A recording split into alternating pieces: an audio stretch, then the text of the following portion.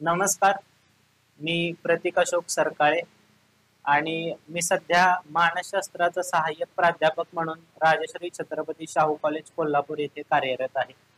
माझं शिक्षण MA in psychology आहे आणि त्याचप्रमाणे माझा PG diploma in school counselling सुद्धा कंप्लीट झालेला आहे.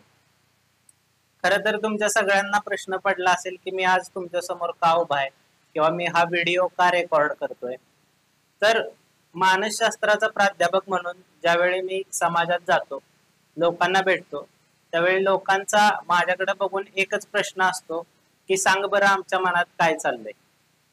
लोकांच्या मनातली ही मानसशास्त्राविषयीची गैरधारणा किंवा गैरसमज असेल तो दूर करण्यासाठी किंवा ज्यावेळी मी विद्यार्थ्यांना भेटतो त्यावेळी विद्यार्थीही मला हाच प्रश्न विचारतात की सर मानसशास्त्राचा अभ्यास केल्यानंतर आपल्याला समोरच्या माणसाच्या मनात काय चाललंय हे समजतं का. त्यावेळी त्या नवख्या विद्यार्थ्यांना काय उत्तर द्यावं हे मला समजत नाही. मानसशास्त्र हे फक्त समोरच्याच्या मनात काय चाललंय हे ओळखणं नसून त्याही पेक्षा खूप काहीतरी आहे आणि मानसशास्त्रामध्ये शिकण्यासारखं बरंच काही आहे. समाजाच्या उपयोगाला पडेल असा आजच्या काळातील हे एक महत्वाचं शास्त्र आहे, एक महत्वाचं सायन्स आहे आणि त्याच्याबद्दलचीच जागरूकता आपल्या मनामध्ये आणण्यासाठी मी आज हा व्हिडिओ तयार करतोय. आजच्या या व्हिडिओमध्ये मानसशास्त्राबद्दल सगळ्याच गोष्टी येतील असं नाही. हळूहळू टप्प्याटप्प्याने आपण मानसशास्त्राचे विविध कंगोरे, मानसशास्त्रामधल्या विविध संकल्पना बघणार आहोत आणि त्याचीच आज ही सुरुवात आहे. आणि त्याच व्हिडिओची सुरुवात मी आज एका टॉपिकने करणार आहे जो आपल्या जीवनातील एक महत्वाचा टॉपिक आहे आणि मानसशास्त्राशी निगडीत असणारी एक मूलभूत संकल्पना आहे. बघा, आपण दैनंदिन जीवनामध्ये एक शब्द वापरतो, तो शब्द आहे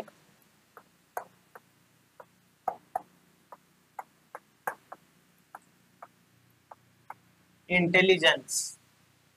थोडक्यात मराठीत जर का ह्या शब्दाचा अर्थ जाणून घ्यायचा असेल तर मराठीत याला म्हणतात बुद्धिमत्ता किंवा बुद्धी. नॉर्मली इंटेलिजन्स हा शब्द लहान मुलांच्या बाबतीत, शाळेत जाणाऱ्या मुलांच्या बाबतीत वापरला जातो. असं समजलं जातं की ज्या मुलांना परीक्षेमध्ये खूप चांगले मार्क पडतात ती मुलं खूप इंटेलिजंट असतात किंवा जी मुलं वर्गामध्ये सरांच्या प्रत्येक प्रश्नाला हात वर करतात ती मुलं इंटेलिजंट असतात. परंतु इंटेलिजन्स हे फक्त वर्गापुरतं मर्यादित असणारी गोष्ट नाहीये, तर ती माणसाच्या जीवनावर, माणसाच्या आयुष्यावर इम्पॅक्ट पाडणारी एक महत्वाची गोष्ट आहे आणि त्याचाच अभ्यास आपण आजच्या या व्हिडिओमध्ये करणार आहे. तर सगळ्यात पहिल्यांदा आपण हे जाणून घेऊ की इंटेलिजन्स म्हणजे काय आणि इंटेलिजन्स वरती आजपर्यंत बऱ्याच संशोधकांनी कार्य केलेलं आहे. त्यातल्याच एका संशोधकाचं कार्य आज आपण जाणून घेणार आहोत. इंटेलिजन्स म्हणजे आज या क्षणाला तुम्ही जी गोष्ट आत्मसात करताय, जी परिस्थिती तुमच्या आजूबाजूला आहे त्या परिस्थितीमधून शिकणं आणि भविष्यामध्ये योग्य वेळी त्या शिकलेल्या माहितीचा वापर करणं म्हणजे इंटेलिजन्स किंवा बुद्धिमत्ता होय. मग समजा तुम्ही सायकल चालवताय, तुम्ही पडताय, झडताय, पण पडत झडत का होईना तुम्ही हळूहळू पॅन्डल मारायला शिकताय, हँडल व्यवस्थितपणे फिरवायला शिकताय आणि त्याच परिस्थितीत तुम्ही सायकल चालवायला शिकताय. मग आज तुम्ही शिकलेली सायकल उद्या योग्य वेळी त्या शिकलेल्या गोष्टीचा वापर करणं म्हणजे तुमची बुद्धिमत्ता. उदाहरणार्थ, एखादा विद्यार्थी शाळेला निघालाय, त्याचा आज पेपर आहे, पण त्या पेपरला जायला त्याला उशीर झालाय, त्याच्या हातामध्ये 5च मिनिटं बाकी आहेत. मग यावेळी त्याने त्या पेपरला चालत जाणं याच्यापेक्षा तो सायकल शिकलाय, ती सायकल घेऊन पेपरला लवकर पोहोचणं याच्यामध्ये त्याची बुद्धिमत्ता दिसून येते.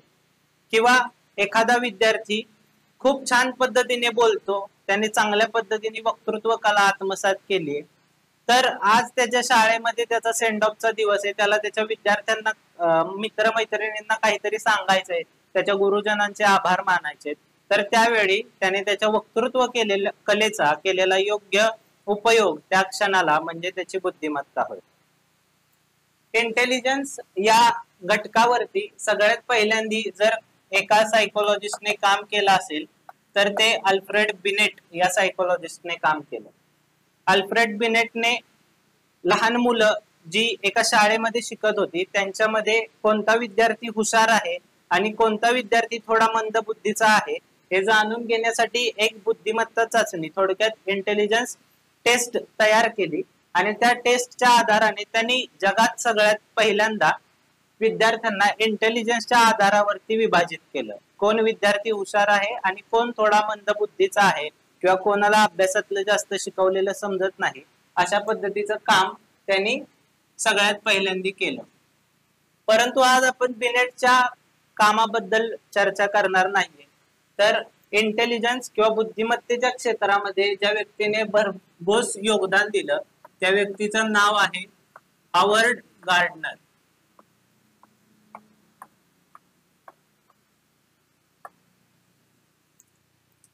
हॉवर्ड गार्डनरनी 1983 साली त्याच्या फ्रेम्स ऑफ माइंड या पुस्तकामध्ये इंटेलिजन्स वरती चर्चा केली आणि या पुस्तकामध्ये त्यांनी थिअरीज ऑफ मल्टिपल इंटेलिजन्स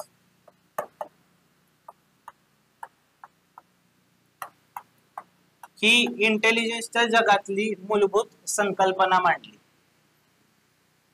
तो असं म्हणाला की बुद्धिमत्ता ही एक गोष्ट नाहीये, तर बुद्धिमत्ता या अनेक प्रकारच्या असू शकतात आणि त्या वेगवेगळ्या मेंदूतल्या वेगवेगळ्या भागांमधून हँडल केल्या जाऊ शकतात. त्याच्यामध्ये त्यांनी जी सगळ्यात पहिली संकल्पना मांडली, हॉवर्ड गार्डनरने 8 प्रकारच्या संकल्पना मांडल्या ज्याच्यामध्ये त्याने 8 प्रकारच्या बुद्धिमत्तांवरती चर्चा केली. तो म्हणाला की माणसांमध्ये या 8 प्रकारच्या बुद्धिमत्ता आढळून येतात आणि व्यक्तीनुसार त्याच्यामध्ये असणारी बुद्धिमत्ता ही इतरांपेक्षा वेगळी किंवा इतरांपेक्षा जास्त असू शकते. त्याने ज्या 8 बुद्धिमत्ता मांडल्या त्यातली पहिली बुद्धिमत्ता आहे लिंग्विस्टिक इंटेलिजन्स.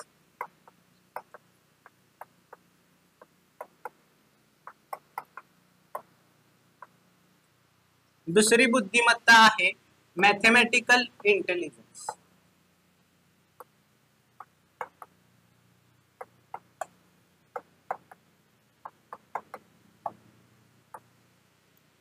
तिसरी बुद्धिमत्ता आहे म्युझिकल इंटेलिजन्स.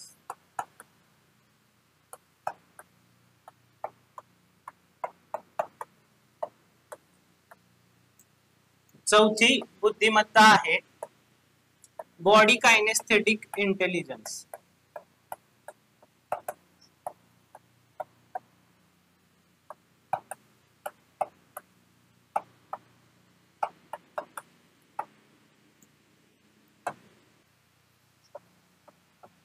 पाचवी बुद्धिमत्ता आहे नॅचरलिस्टिक इंटेलिजन्स.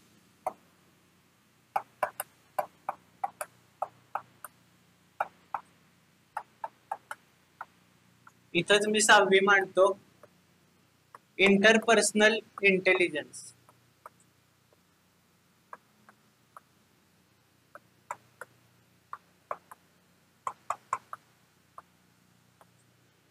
सातवी आहे इंट्रापर्सनल इंटेलिजन्स.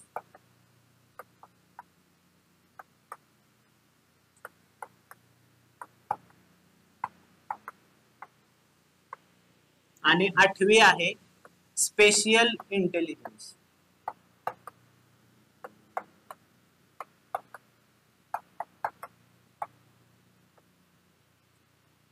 हॉवर्ड गार्डनर म्हणतो की माणसामध्ये ह्या 8 प्रकारच्या बुद्धिमत्ता आढळतात आणि याच्या व्यतिरिक्त माणसामध्ये इतर कोणत्याही प्रकारच्या बुद्धिमत्ता आढळू शकत नाही. एखाद्या व्यक्तीमध्ये यातली एक बुद्धिमत्ता इतक्या चांगल्या पद्धतीने डेव्हलप होते की समजा त्या व्यक्तीने त्या बुद्धिमत्तेच्या क्षेत्रात करिअर केलं तर तो त्याच्यामध्ये नक्की यशस्वी होऊ शकतो. उदाहरणार्थ आपण आता एक एक बुद्धिमत्ता काय आहे त्याचा अभ्यास करूया. सगळ्यात पहिली आहे लिंग्विस्टिक इंटेलिजन्स म्हणजे भाषिक बुद्धिमत्ता.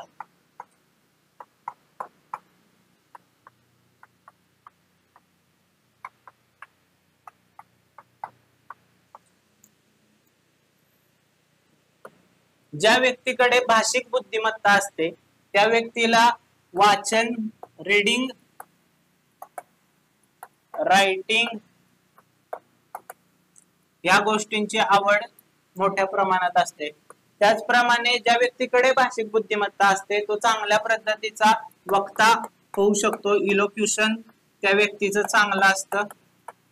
ज्या व्यक्तीकडे भाषिक बुद्धिमत्ता आहे त्याला इतर लोकांशी बोलायला, संवाद साधायला आवडू शकतं किंवा तो चांगला रायटर होऊ शकतो. ठीक, म्हणजे ज्या लोकांकडे भाषिक बुद्धिमत्ता असते त्यांचा भाषेवरती प्रभुत्व असतं, त्यांना नवीन नवीन भाषा शिकायला आवडतं. ठीक, नवीन भाषा शिकणं, नवीन लँग्वेजेस शिकणं या गोष्टी त्यांना आवडतात, त्याच्यामध्ये हे लोक रमतात. म्हणून ज्या व्यक्तीकडे भाषिक बुद्धिमत्ता असते ते लोक तुम्हाला कायम चांगली पुस्तकं वाचताना दिसतील, भाषण देताना दिसतील, काहीतरी लिहिताना दिसतील. या आपल्या सोसायटीमध्ये जर उदाहरण द्यायचं झालं तर विश्वास पाटील असतील, राहत इंदोरी असतील, यासारखे लोक ज्यांचं भाषेवरती चांगलं प्रभुत्व आहे ते चांगलं लिहिताना दिसतात. मग विश्वास नांगरे पाटील असतील किंवा नितीन बानगुडे पाटील असतील, यासारखे लोक ज्यांच्याकडे भाषिक बुद्धिमत्ता खूप चांगली आहे ते चांगले वक्ते होतात, चांगले लेखक होतात, चांगल्या वाचनामध्ये ते रमतात, चांगल्या नवीन नवीन भाषा शिकण्याची त्यांना आवड असते. ठीक, त्याच्यानंतर जी दुसरी बुद्धिमत्ता आहे त्या बुद्धिमत्तेचं नाव आहे मॅथेमॅटिकल इंटेलिजन्स. मग ज्या लोकांकडे मॅथेमॅटिकल इंटेलिजन्स असतो त्या लोकांना गणित म्हणजे मॅथ्स अगदी सोपं जातं. बघा, तुम्ही तुमच्या मित्रमंडळी असतील ज्यांचे फोन नंबर पटापट लक्षात राहतात किंवा तुमचे काही मित्रमंडळी असे असतील की ज्यांना आकड्याचं चांगलं नॉलेज असतं, त्यांचे पाढे चांगल्या पद्धतीने पाठ असतात. आपल्या समाजातलं जर उदाहरण द्यायचं झालं तर ह्युमन कॉम्प्युटर ज्यांना म्हणतात,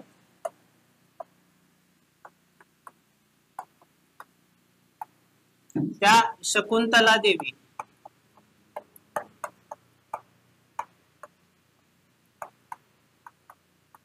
किंवा रामानुजन असतील ज्यांना गणितामध्ये खूप जास्त इंटरेस्ट होता, न्यूटन असेल किंवा आईन्स्टाईन असेल, ह्या सगळ्या लोकांकडे मॅथेमॅटिकल इंटेलिजन्स खूप चांगल्या प्रकारचा होता, म्हणून ते त्या क्षेत्रामध्ये चांगल्या पद्धतीनं करिअर घडवू शकले.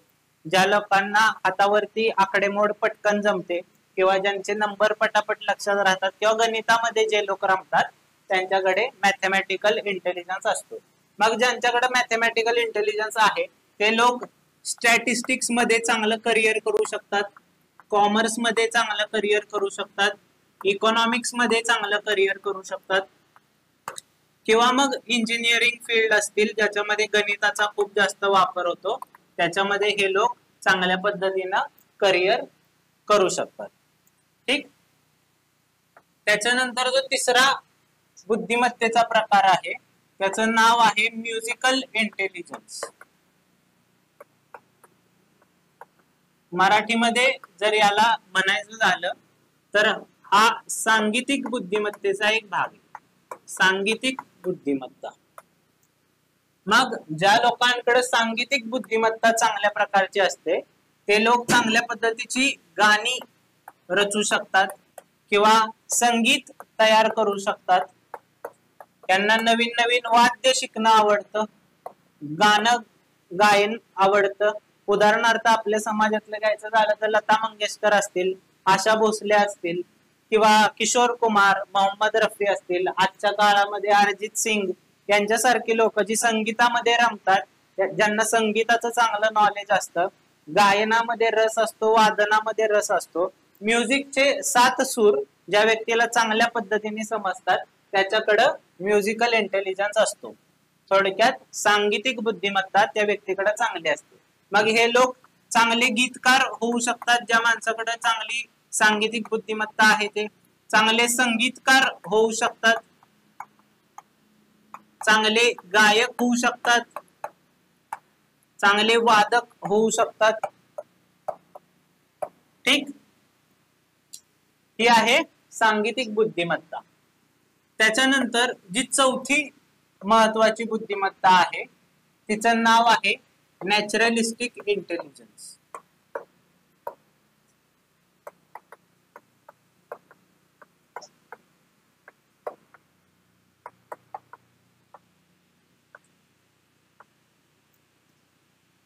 ज्या लोकांकडे चांगल्या पद्धतीची नॅचरलिस्टिक इंटेलिजन्स असते, नॅचरलिस्टिक म्हणजे नैसर्गिक बुद्धिमत्ता,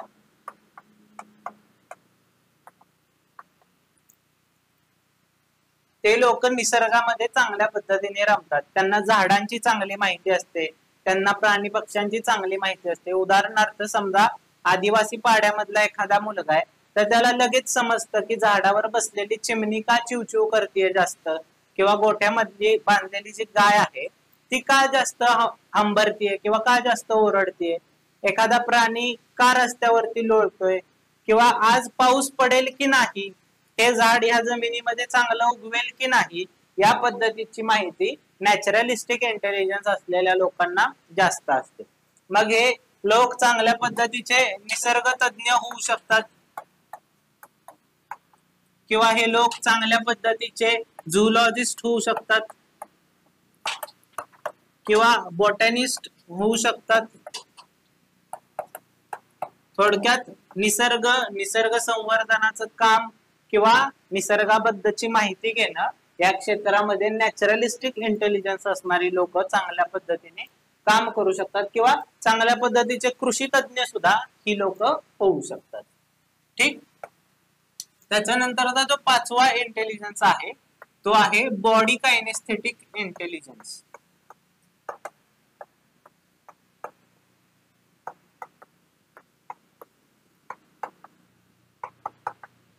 थोडक्यात शारीरिक बुद्धिमत्ता.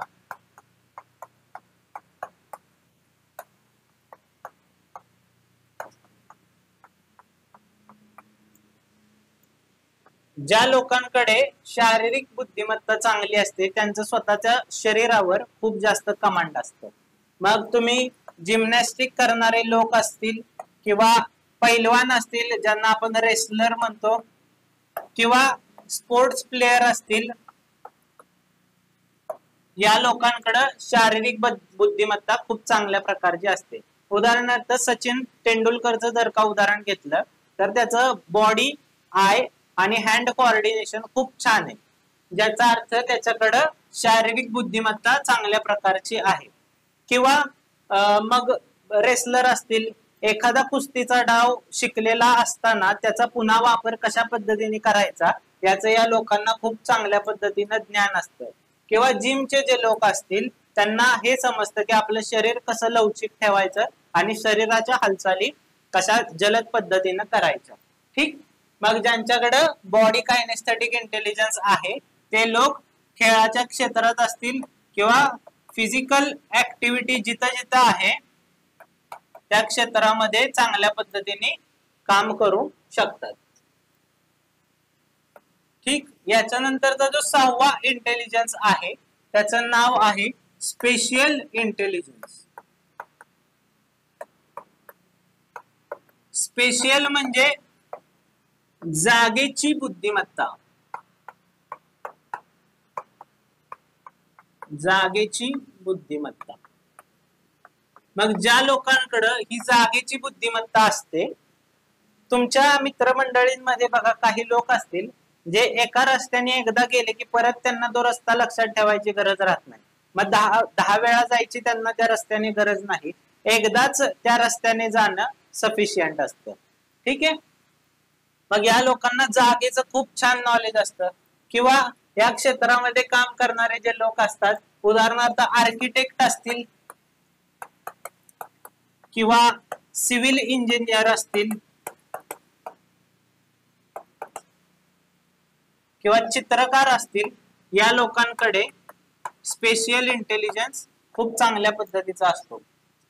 एखाद्या पर्टिक्युलर जागेमध्ये किती अमाऊंट मध्ये गोष्टी बसवाव्यात किंवा ह्या जागेमध्ये नक्की किती गोष्टी बसतील या सगळ्याचा अंदाज या लोकांना असतो. किंवा चित्रकाराला सुद्धा एखाद्या पेज वरती किती अमाऊंट मध्ये गोष्टी बसवल्या पाहिजेत, किती प्रमाण असलं पाहिजे एखाद्या चित्राचं, हे सगळं त्यांना चांगल्या पद्धतीने कळतं. कारण त्यांच्याकडे कोणता इंटेलिजन्स असतो तर स्पेशियल किंवा जागेची बुद्धिमत्ता त्या लोकांकडे चांगल्या पद्धतीची असते. मग हे लोक चांगले चित्रकार होऊ शकतात, चांगले आर्किटेक्ट होऊ शकतात, चांगले शिल्पकार सुद्धा होऊ शकतात. ठीक. याच्यानंतरचा जो 7वा इंटेलिजन्स आहे त्याचं नाव आहे इंटरपर्सनल इंटेलिजन्स.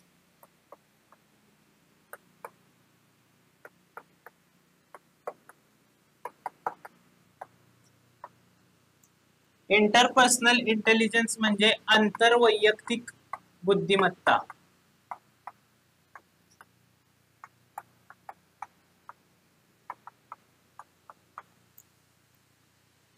ज्या लोकांकडे इंटरपर्सनल इंटेलिजन्स असतो ते लोक समोरच्या व्यक्तीशी कसं वागायचं हे चांगल्या पद्धतीने ठरवू शकतात. सरळ साध्या शब्दात सांगायचं झालं तर इंटरपर्सनल इंटेलिजन्स म्हणजे चार चौघात गेल्यानंतर कशा पद्धतीने आपण वागायचं, समोरचा कशा पद्धतीने वागतोय, समोरच्याच्या मनात चेहऱ्यावरचे हावभाव काय आहेत हे जाणून घेणं, त्याच्या भावना समजून घेणं आणि तशा पद्धतीने त्याला रिस्पॉन्स देणं, याची बुद्धिमत्ता असणे म्हणजे इंटरपर्सनल इंटेलिजन्स. मग तुम्ही जेव्हा पॉलिटिशियन्स बघता तेव्हा त्यांच्याकडं इंटरपर्सनल इंटेलिजन्स खूप चांगल्या पद्धतीचा असतो, किंवा पब्लिक स्पीकर बघता तेव्हा त्यांच्याकडे इंटरपर्सनल इंटेलिजन्स खूप चांगल्या पद्धतीचा असतो.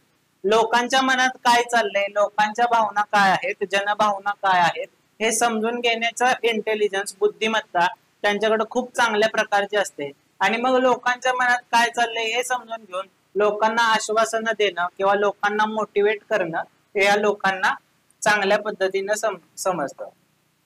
जर तुम्हालाही तुमच्या मित्रमैत्रिणींमध्ये चांगल्या पद्धतीने वागायचं असेल किंवा त्यांच्यामध्ये उभरून यायचं असेल तर तुमच्याकडे हा इंटेलिजन्स असणं गरजेचं आहे. तुमची मैत्रीण जर का दुःखी आहे आणि तिच्यासोबत तुम्ही जाऊन विनोद करताय तर तुमच्याकडे इंटरपर्सनल इंटेलिजन्स कमी आहे. तिच्या मनात जर दुःख आहे तर तिच्याकडे जाऊन ती नक्की आता काय फील करते, तिला आपण कसं सावरलं पाहिजे हे जर तुम्हाला समजत असेल तर तुमच्याकडं इंटरपर्सनल इंटेलिजन्स चांगल्या प्रकारचा आहे. ठीक.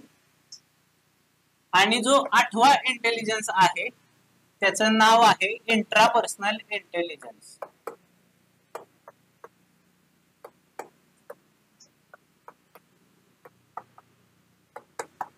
इंट्रापर्सनल इंटेलिजन्स म्हणजे आंतरवैयक्तिक. मगाशी जो होता तो आंतरवैयक्तिक होता, हा जो आहे तो आहे आंतरवैयक्तिक. म्हणजे स्वतःबद्दलची बुद्धिमत्ता. माझ्यामध्ये काय चाललंय, मी आता काय फील करतोय, माझ्या मनात कोणत्या भावना आहेत हे समजून घेण्याची क्षमता म्हणजे आंतरवैयक्तिक बुद्धिमत्ता. बघा बऱ्याचदा असं होतं की आपण चिडलेला असतो पण आपल्याला हेच समजत नाही की आपण कशामुळे चिडलोय, किंवा मी आता जर दुःखी आहे तर अशी कोणती गोष्ट आहे जिने मला दुःख दिलंय हेच आपल्याला बऱ्याचदा समजत नाही. मग ज्या व्यक्तीला स्वतःच्या भावनांबद्दल, स्वतःच्या मनात जे विचार येत आहेत त्याच्याबद्दल क्लिअरिटी असते, माझ्या मनात जर काही भावना आली तर तिचा उगम कुठून झालाय आणि ती माझ्या मनात आता का आली याबद्दलची ज्या व्यक्तीला चांगली माहिती असते त्याच्याकडे इंट्रापर्सनल इंटेलिजन्स खूप चांगल्या प्रकारचा असतो. ठीक. हे 8 प्रकारचे इंटेलिजन्स हावर्ड गार्डनरनी आपल्याला सांगितलेले आहेत. बघा ज्यावेळी एखादं मूल जन्माला येतं त्यावेळी त्याच्यामध्ये यातला कोणत्याच प्रकारचा इंटेलिजन्स नसतो, पण जसं जसं ते मूल मोठं होत जातं तसा तसा त्याच्यामध्ये असणारे जीन्स प्लस त्याला मिळालेली परिस्थिती या दोन्हीच्या आधारावर त्याच्यामधले इंटेलिजन्स डेव्हलप होत जातात. समजा एखादं मूल एखाद्या गायक व्यक्तीच्या घरामध्ये जन्माला आलं आणि त्याच्या आजूबाजूला दररोज संगीत आहे, संगीतमय वातावरण आहे, तर या 8 इंटेलिजन्स पैकी त्याच्यामधला गायनाचा इंटेलिजन्स चांगल्या पद्धतीने डेव्हलप होऊ शकतो. ठीक. एखादा व्यक्ती समजा एखाद्या पॉलिटिशियनच्या घरामध्ये आलाय तर त्याच्यामध्ये इंटरपर्सनल इंटेलिजन्स चांगल्या पद्धतीने डेव्हलप होऊ शकतो. एखादा व्यक्ती लेखकाच्या घरात जन्माला आलाय आणि लहानपणापासून त्याला चांगली पुस्तकं वाचायला मिळाली तो चांगलं हळूहळू लिहायला सुद्धा लागेल. मग त्याच्यामध्ये भाषिक बुद्धिमत्ता चांगल्या पद्धतीने डेव्हलप होऊ शकते. म्हणजे तुमच्यामध्ये कोणत्या पद्धतीचा इंटेलिजन्स डेव्हलप होईल हे तुमचे जीन्स म्हणजे तुम्हाला पालकांकडून मिळालेली गुणसूत्र आणि तुम्हाला आजूबाजूला मिळालेलं एन्व्हायरमेंट याच्यावरती तुमच्यामधला तो इंटेलिजन्स तुमची ती बुद्धिमत्ता अवलंबून असते. वयाच्या हार्डली 16व्या-17व्या वर्षापर्यंत तुमच्यामध्ये कोणती तरी एक बुद्धिमत्ता चांगल्या पद्धतीने डेव्हलप होऊ शकते. काही जणांमध्ये एकापेक्षा जास्त 1, 2 किंवा जास्तीत जास्त 3 बुद्धिमत्ता चांगल्या पद्धतीने डेव्हलप होऊ शकतात. फॉर एक्झाम्पल, समजा एखाद्या व्यक्तीमध्ये चांगल्या पद्धतीची म्युझिकल इंटेलिजन्स डेव्हलप झालाय आणि त्याचसोबत त्याच्यामध्ये थोडाफार लिंग्विस्टिक किंवा भाषिक बुद्धिमत्ता सुद्धा आहे, तर तो चांगल्या पद्धतीची गाणी लिहू शकतो, त्या गाण्यांना चाल लावू शकतो. बरोबर. म्हणजे तुमच्यामध्ये जे इंटेलिजन्स आहे त्याचा वापर जर का तुम्ही केला तर तुम्ही त्या क्षेत्रामध्ये नक्कीच चांगलं काम करू शकता. त्याच्यामुळेच वयाच्या 16व्या-17व्या वर्षापर्यंत म्हणजे मुलगा 10वी-12वीत असेपर्यंत त्याच्यामधला एक इंटेलिजन्स चांगल्या पद्धतीने डेव्हलप होतो. मग जर का त्याच्या पालकांनी त्याची इंटेलिजन्स टेस्ट करून घेतली किंवा त्याची कल चाचणी करून घेतली तर त्यांना त्याच्यामध्ये नक्की समजेल की आपल्या मुलामध्ये कोणत्या प्रकारची बुद्धिमत्ता चांगली आहे आणि जर त्यांनी त्याला त्याच क्षेत्रामध्ये पुढे करिअर करण्यासाठी पाठवलं तर तो नक्कीच त्याच्यामध्ये चांगलं सक्सेस मिळवू शकेल. पण काही पालक याच्या उलट करतात. उदाहरणार्थ 3 इडियट्स मूवी मधलं तुम्ही एक उदाहरण खूप छान बघितलं असेल. फरहान जो असतो त्याच्यामध्ये खूप चांगलं फोटोग्राफी करण्याचं स्किल असतं, पण त्याचे आई वडील त्याला इंजिनिअरिंगला पाठवतात आणि तिथं तो अगदी खालच्या पातळीचे मार्क घेऊन पास होतो. ठीक. त्याच्या उलट जर का त्यांनी त्याला फोटोग्राफीकडेच पाठवलं असतं तर त्याच्यामध्ये त्याचं खूप छान करिअर झालं असतं, जे की ते मूवीच्या एंडला करतात सुद्धा. अशाच पद्धतीने आपल्या सोसायटी मधला 90% समाज हा रॉंग प्रोफेशन मध्ये आहे, म्हणजे चुकीच्या क्षेत्रात काम करतोय. आणि मग त्यांच्यासाठी एक शेर आहे की सुबह होती है, शाम होती है, जिंदगी यूही तमाम होती है. ठीक आहे. मग जर का तुम्हाला तुमच्या मुलाला रॉंग प्रोफेशन मध्ये जाण्यापासून वाचवायचं असेल किंवा स्वतःलाही रॉंग प्रोफेशन मधून बाहेर काढायचं असेल तर तुम्हाला हे समजून घ्यायचं गरजेचं आहे की तुमच्यामध्ये कोणत्या पद्धतीचा इंटेलिजन्स चांगल्या पद्धतीने डेव्हलप झालेला आहे आणि मग त्याच्यामध्ये करिअर करणं, त्या गोष्टीमध्ये छंद जोपासणं, त्या गोष्टीमुळे तुमचं आयुष्य सुंदर होऊ शकतं. जर घर बसल्या तुम्हाला हे जाणून घ्यायचं असेल की तुमच्यामध्ये कोणत्या पद्धतीचा इंटेलिजन्स चांगल्या पद्धतीने डेव्हलप झालाय तर तुम्हाला एक यादी करावी लागेल की तुम्ही कोणत्या गोष्टींमध्ये रमता. म्हणजे जी गोष्ट करत असताना तुम्ही आजूबाजूचं जग विसरून जाता, तुम्ही फक्त त्या गोष्टीमध्ये स्वतः आणि ती गोष्ट या 2 गोष्टीच असतात, अशी गोष्ट जर तुम्ही करत असाल किंवा अशा गोष्टीमध्ये जर तुम्ही रमत असाल तर ती तुम्हाला तुमच्या इंटेलिजन्स काय आहे ही चांगल्या पद्धतीनं सांगू शकते. फॉर एक्झाम्पल, एखादी व्यक्ती आहे जिला गायनाचं वेड आहे, जी खूप चांगल्या पद्धतीने गाणं म्हणते आणि गाणं म्हणत असताना त्या गाण्यात रमून जाते, तर त्या व्यक्तीकडं सांगीतिक बुद्धिमत्ता चांगल्या पद्धतीची आहे. किंवा एखादी व्यक्ती खूप छान व्यायाम करते, ती चांगल्या पद्धतीनं जिम्नॅस्टिक करते, तर तिच्याकडं बॉडी कायनेस्थेटिक इंटेलिजन्स डेव्हलप झालेला आहे. ठीक. थोडक्यात या सगळ्याचं सार एकच आहे की या 8 इंटेलिजन्स पैकी वयाच्या 16व्या-17व्या वर्षापर्यंत आपल्यामध्ये 1 किंवा जास्तीत जास्त 2 इंटेलिजन्स इतर इंटेलिजन्स पेक्षा चांगल्या पद्धतीने डेव्हलप होतात. जर या वयामध्ये असणाऱ्या व्यक्तींनी ते इंटेलिजन्स जाणून घेतले, त्यांच्याकडे कोणत्या क्षमता आहेत ते जाणून घेतलं आणि त्याच्यामध्ये पुढे करिअर केलं तर ते नक्कीच त्या क्षेत्रामध्ये सक्सेसफुल होऊ शकतात. ठीक. मग ज्यावेळी तुम्ही करिअर निवडाल त्यावेळी नक्कीच तुम्ही तुमच्या इंटेलिजन्सचा विचार कराल. तुम्ही कोणत्या गोष्टीसाठी बनलाय, तुमच्यातल्या क्षमता काय आहेत आणि तुमच्यामध्ये कोणता कल दिसून येतोय त्याच्यावरती तुम्ही नक्कीच तुमच्या करिअरची चॉईस कराल. किंवा जे व्यक्ती ऑलरेडी एका करिअर मध्ये सेट झालेले आहेत, तिथून बाहेर पडणं त्यांना शक्य नाहीये, त्यांनी किमान स्वतःमधला इंटेलिजन्स जाणून घ्यावा आणि त्याच्या अकॉर्डिंग त्यांचे छंद जोपासावेत, जेणेकरून दिवसभर थकून त्या कामातून आल्यानंतर जर का तुम्ही तुमच्यातल्या इननेट पोटेन्शियलला, इननेट इंटेलिजन्सला किंवा बुद्धिमत्तेला वेळ दिलात तर दिवसभराचा थकवा निघून जाईल आणि तुम्ही पूर्णपणे त्या इंटेलिजन्स मध्ये, तुमच्या छंदामध्ये गुंतून जाल आणि तुमची मेंटल स्टेबिलिटी वाढेल. आशा आहे की आजचा हा टॉपिक तुम्हाला आवडला असेल आणि तुम्हाला तुमच्या स्वतःच्या वैयक्तिक डेव्हलपमेंटसाठी, तुमच्या फॅमिली मधल्या मुलांच्या डेव्हलपमेंटसाठी उपयोगी पडेल इतकीच आशा व्यक्त करतो. आणि पुढच्या व्हिडिओमध्ये अजून मानसशास्त्रातले असेच टॉपिक आपण डिस्कस करूया जे तुम्हालाही उपयोगी पडतील आणि इतर सर्वांनाही उपयोगी पडतील. धन्यवाद.